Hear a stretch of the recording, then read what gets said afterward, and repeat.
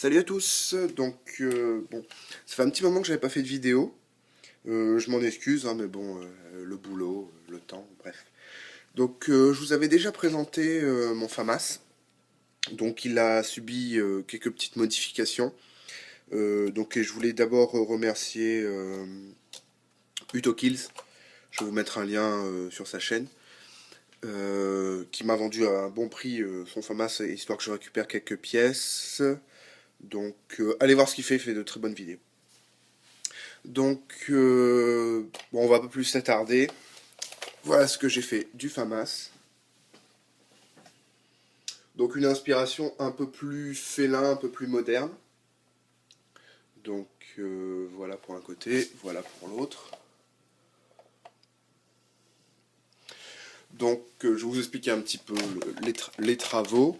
Ce qu'il faut pour réaliser un FAMAS de ce style, c'est un rail de G36 que vous voyez au-dessus, là. J'ai coupé, vous trouvez les tutos sur internet, hein, j'ai coupé le cargandel d'origine pour le remplacer par ce rail. Il faut pas mal de travail, hein, il faut pas mal de ponçage, d'adaptation pour refixer le... Moi c'est un Marui, donc pour refixer, j'ai dû repercer la coquille au-dessus, histoire de pouvoir passer une vis que vous voyez là. Donc ça a été assez emmerdant pour tomber sur le même système. Mais bref, le résultat est ce qu'il est. Ça fait un FAMAS beaucoup plus tactique, beaucoup plus moderne.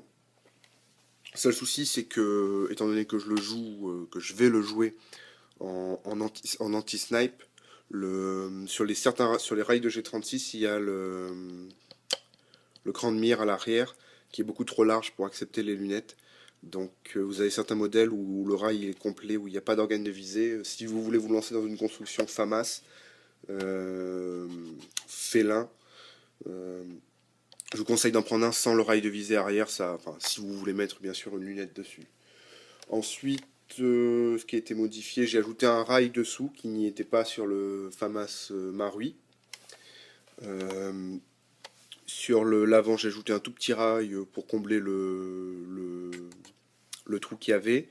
Un silencieux, vous l'avez déjà vu sur certaines de mes vidéos, un silencieux style Socom, un vieux silencieux complètement cheap, encore un petit peu, que j'ai collé sur la pièce qui sert à fixer le canon. Pour les utilisateurs de FAMAS, vous voyez la pièce que c'est, donc j'ai enlevé le canon, j'ai collé directement le silencieux dessus.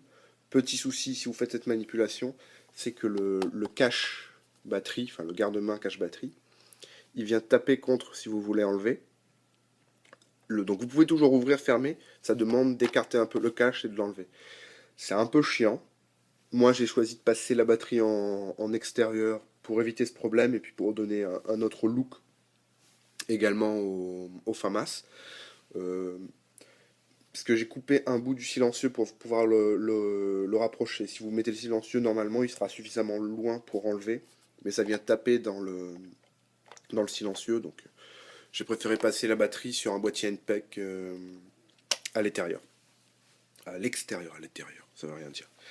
Bref, il y en a qui vont se moquer, mais bon.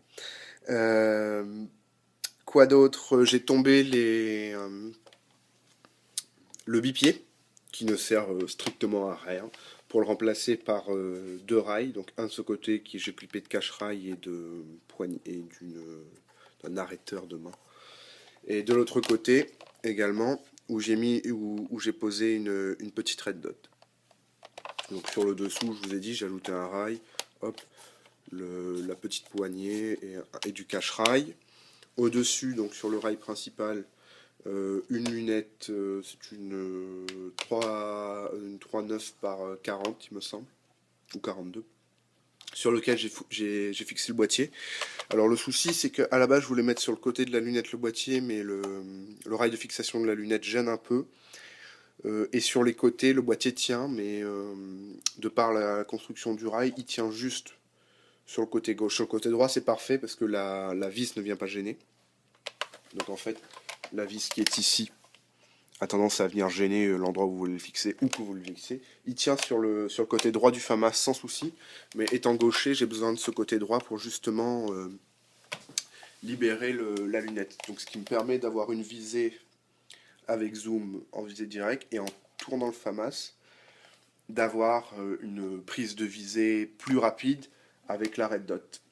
Donc ça donne un côté viseur hybride que certains ont croisé dans Call of 3, la campagne au snipe. Enfin, au snipe, c'était pas vraiment une campagne au snipe, la filtration avec le RAS. Bref. Euh, le souci, c'est par contre, quand vous inclinez, il faut vraiment des distances d'engagement assez courtes. Pourquoi? Parce qu'avec le hop-up qui est réglé pour une réplique tenue comme ça, une fois que vous posez comme ça, votre bille, elle va systématiquement partir. Ou il faut corriger, ou corriger le hop-up. Le FAMAS, le réglage se fait juste en enlevant le clip, donc la correction est rapide. Ou corriger votre visée, ou prendre des distances assez courtes. Euh, Personnellement, bon, c'est pas hyper gênant, c'est vraiment quand vous n'avez pas le temps d'aller chercher votre cible à la lunette, tac, vous inclinez, clac, vous mettez deux billes, et ça donne un côté sympa. Je l'ai testé que sur une partie, sur un terrain qui est quand même assez court, donc j'ai pas beaucoup utilisé la lunette, j'ai surtout utilisé la red dot, donc j'ai passé pas mal de temps avec le FAMAS incliné. Donc je l'ai mis sur le côté droit, parce que je trouve que l'incliner dans ce sens-là est beaucoup plus agréable que d'incliner dans l'autre sens, et la visée vient beaucoup plus rapidement. Par contre, si vous n'avez pas de système pour maintenir le FAMAS, le tenir incliné au bout d'un certain moment, bon c'est peut-être parce que j'ai des bras de fillette, hein, mais, mais au bout d'un certain moment, on commence à pas être bien installé. Tandis qu'avec cette configuration-ci, que j'ai posé les deux arrêtoirs de main, je peux bloquer entre l'auriculaire ici et le pouce de l'autre côté, j'ai un plus grand confort. Bon, certains diront que ça fait moche, hein, mais moi j'aime bien.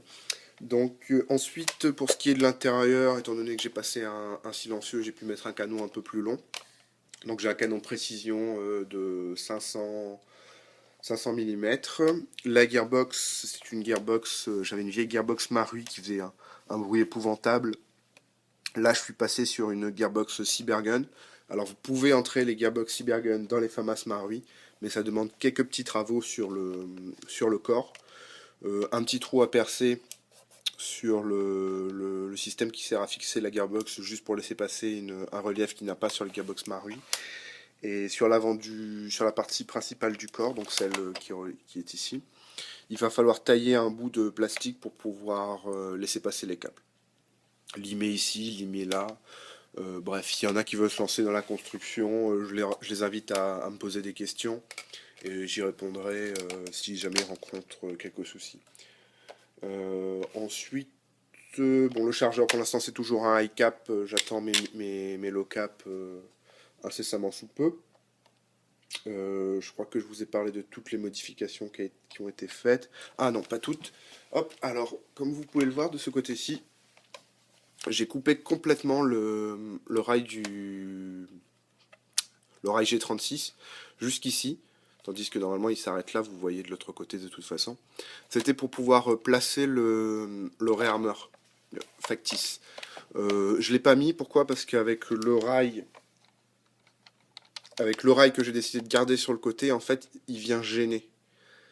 Donc je l'ai pas posé, mais j'avais trouvé un système pour le faire sortir sur le côté et non plus au-dessus, pour pouvoir réarmer. Donc je l'ai pas mis, l'oreille est découpé.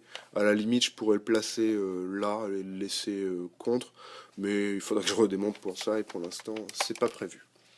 Donc voilà pour ce qui est de mon FAMAS félinisé, ou plutôt revalorisé. J'attends les commentaires, dites-moi ce que vous en pensez, hein. Moi personnellement, j'en avais un peu marre du look old school du FAMAS, donc voilà pour ce qui est de cette version 2.